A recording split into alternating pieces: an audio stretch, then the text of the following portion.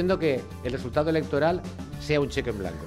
Pero el resultado electoral es el que indica, el que los ciudadanos le dicen a un partido político, en este caso el Partido Popular, queremos que ustedes solucionen nuestro problema.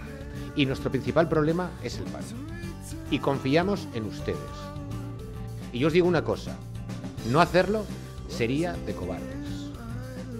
De cobardes políticamente. Y el Partido Popular, evidentemente, asume siempre la responsabilidad que le dan los ciudadanos.